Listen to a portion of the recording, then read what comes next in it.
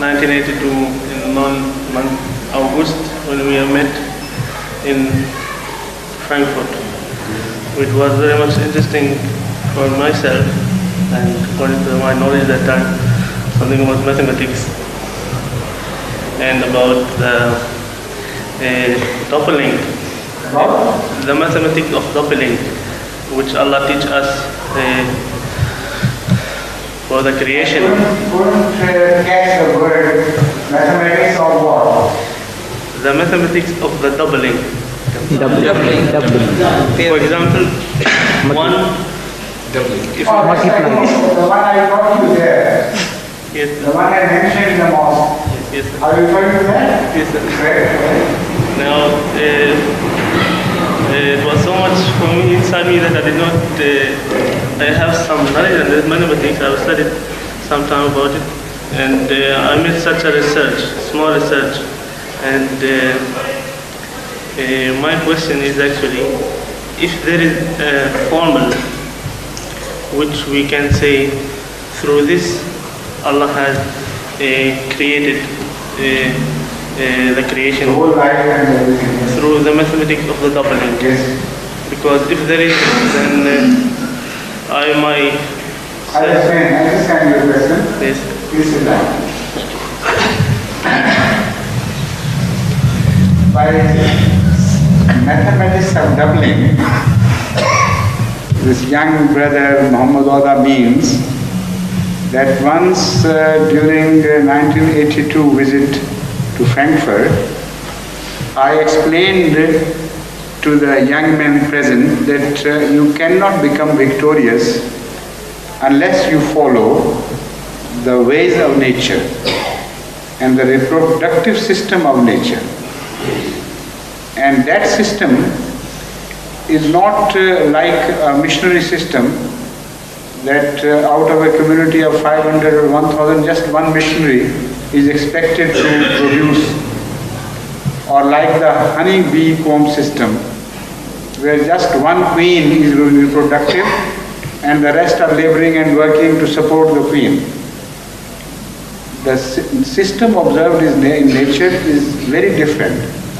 It began with doubling. When you study the form of early life, you come to realize that the odds against life were so great that if every cell was not capable of doubling, life simply could not have survived those great odds. So to begin with, the early life followed the system of doubling. Each cell doubled and redoubled and redoubled, with the result that in a matter of hours, some bacteria made colonies for which there is no known number to count in any human language. I mean, they swelled to such size and number that no human language can cover that number, because each cell multiplied. So that is what he is referring to by saying mathematics of doubling. I said in preaching, it is highly important that we follow the ways of nature, and instead of depending upon a few missionaries or just a few very forward people, if each Ahmadi learns how to double at least once in a year, then that victory, which appears to be far, far beyond your reach, and is in fact receding from you at a faster pace than you are walking or running towards it.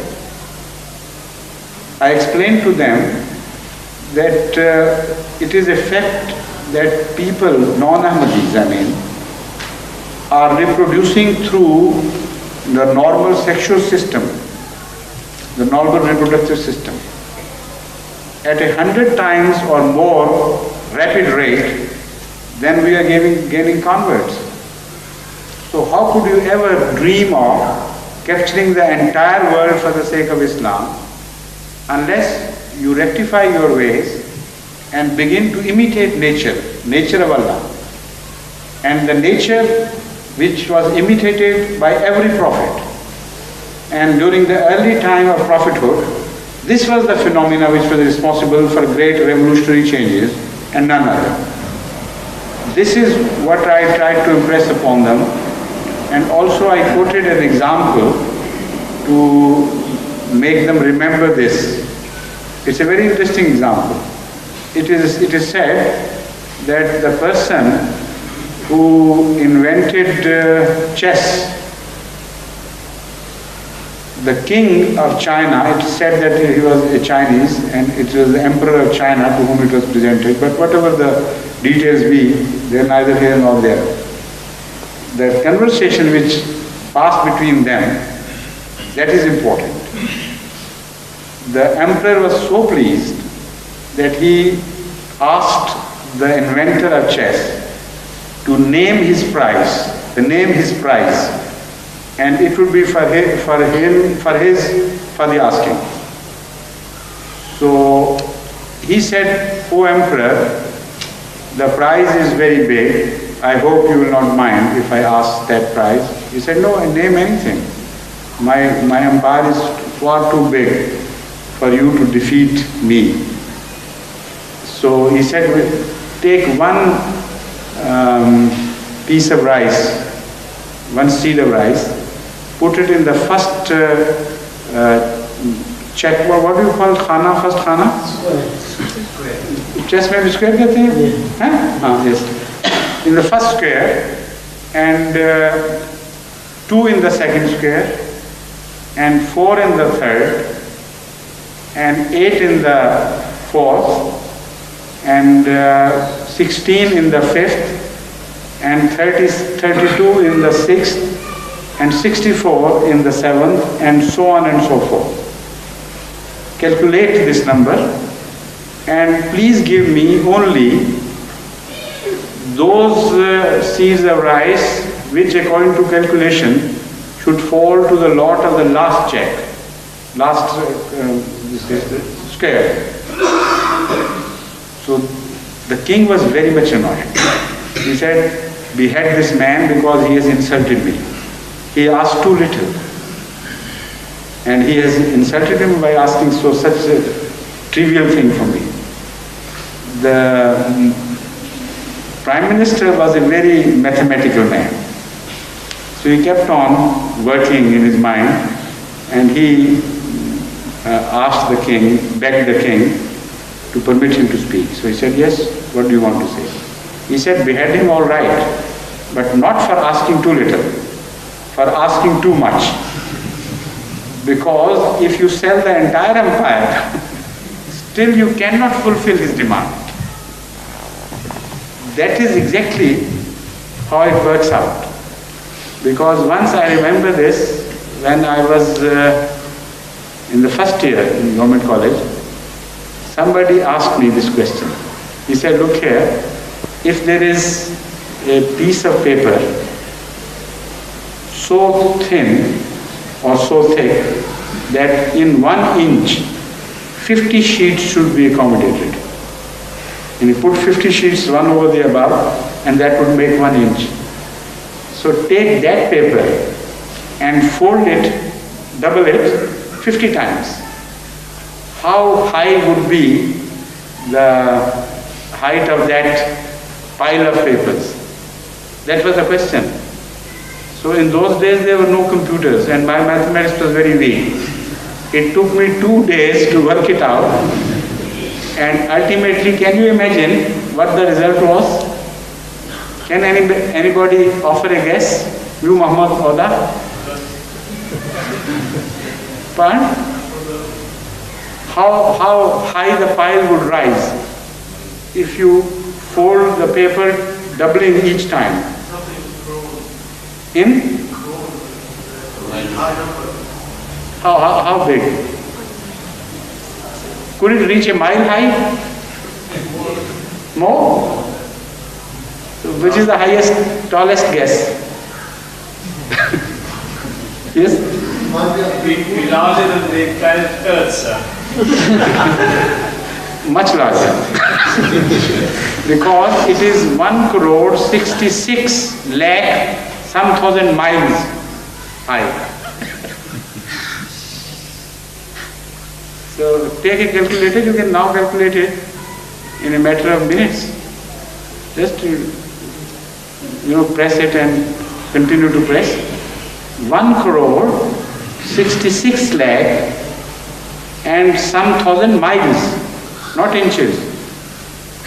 So this is the fantastic mathematics of nature which Allah has taught us for the preservation of life and for the plan of future development and evolution of life.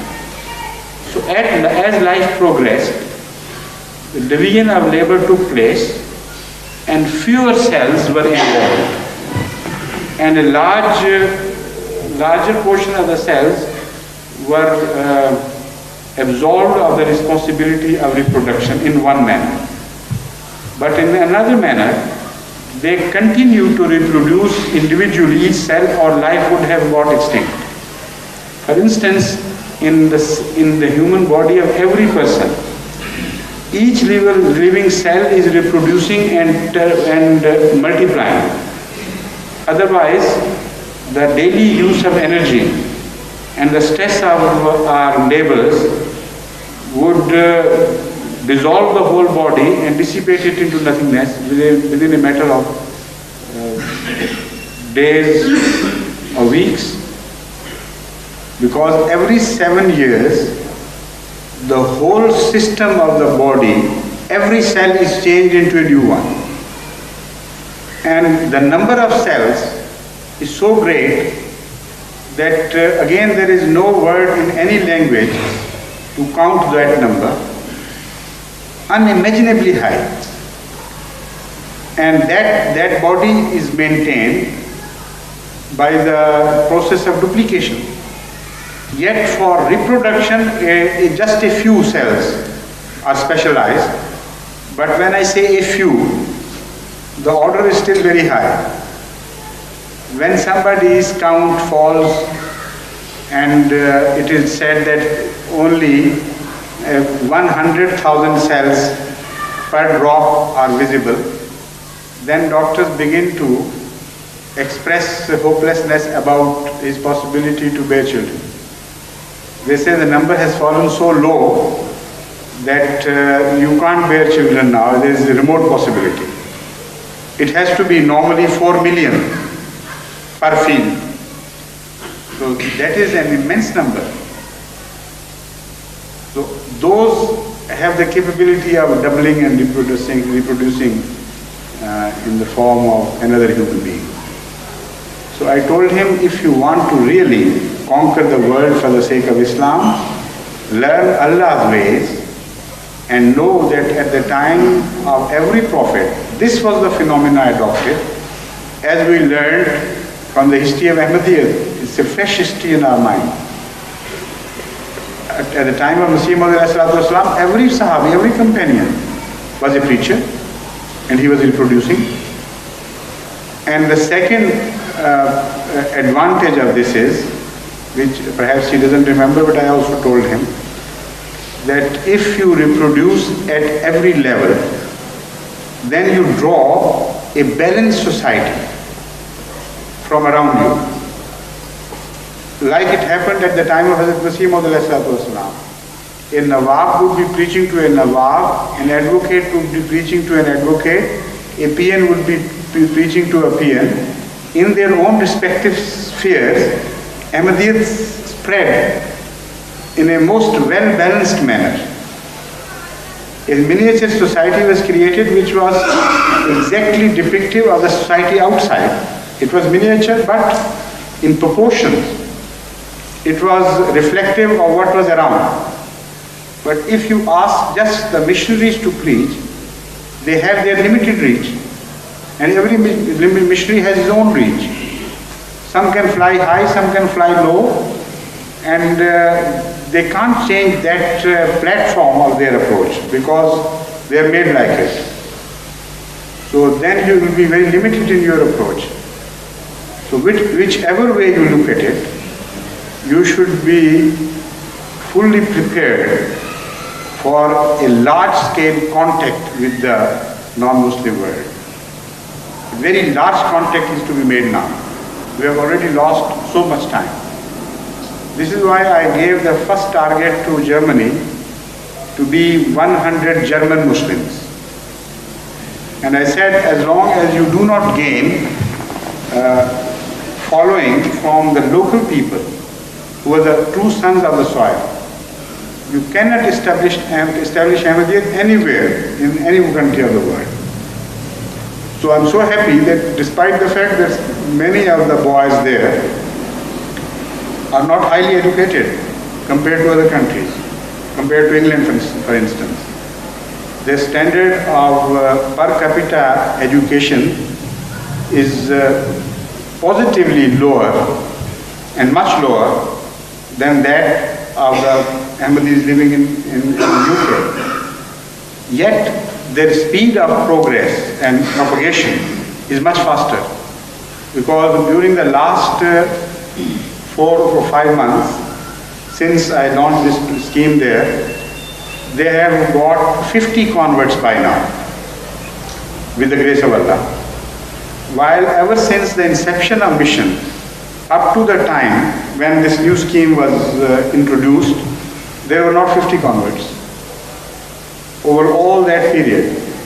And among them, with the grace of Allah, 16, some are Germans, and some are, for instance, Yugoslavs, Italians, even Sinhalese, and there is a wide variety of people coming from various directions. So the target was 100 German Muslims. And the next target which I wanted to give the German Muslims was, in particular, to swell to the size of 1,000 as soon as possible. And the longest I was ready to give them was before the centenary. We should have 1,000 Muslims. If you reach the platform of 100, I assure you it will not at all be difficult. And during my short experience with various people of the world, my preaching experience was limited mostly to Pakistan previously. But now I have reports from all over the world. From my experience, I can say that you can pin very high hopes in Germans. They are very serious. Once they accept a message, they become seriously devoted to it. And they don't take things lightly. And they are people who are ideal for regimentation.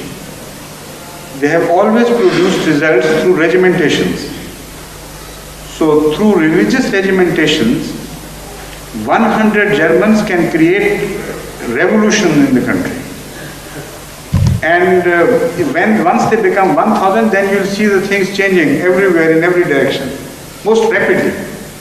And that can become the first European country to become a Muslim, while it was the last to become Christian. So that is the beauty about the German people. They were the last to accept Christianity. In fact, it is wrong to say they accepted Christianity. They did not.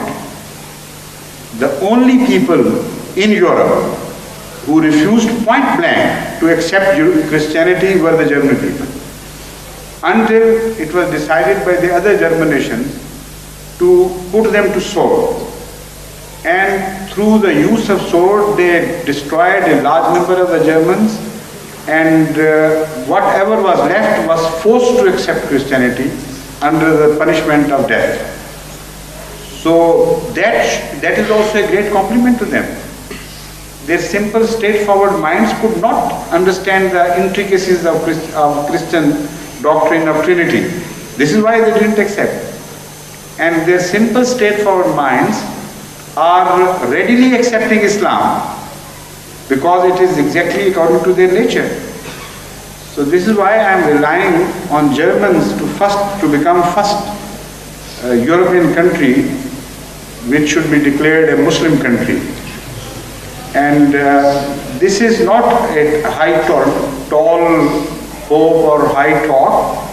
The fact is that my short experience with them reassures me that the moment they reach these two stages, one after the other, first 100 and then 1,000 German, then things will spread very rapidly, inshallah.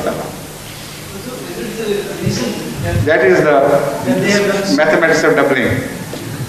Now you understand? No, I was asking him. He had asked about this mathematics of doubling, so I was addressing him about it. Yes, please now, continue. Is it the reason that the German are seem to inclined towards the Islam, or they are ready to accept that they have done so much research on Christianity and did not find anything, because their research is very high? They have their own distinct approach to life. They are not like other ordinary people of Europe. In fact, every European country has its own stamp and style of character. So the French are different, the Germans are different, the British are different. They have their own respective good qualities. I am not denying the other European countries the right to be praised. They should be praised in their own respective qualities of excellence. But for Islam, I think the Germans are by far the best. And if there are others who think they are best, they should come forward, like Mr. Bashir Orchard, and he should try to prove me wrong in this respect by establishing a faster moving community in England. In this respect, I will not be offended if anybody proves me wrong.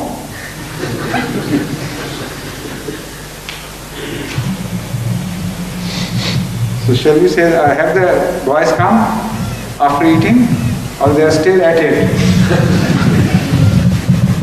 Find out, somebody from Northern India will find out if the Ulam are ready for prayer or not. Yes, please, somebody raise his hand in the meantime. You did this.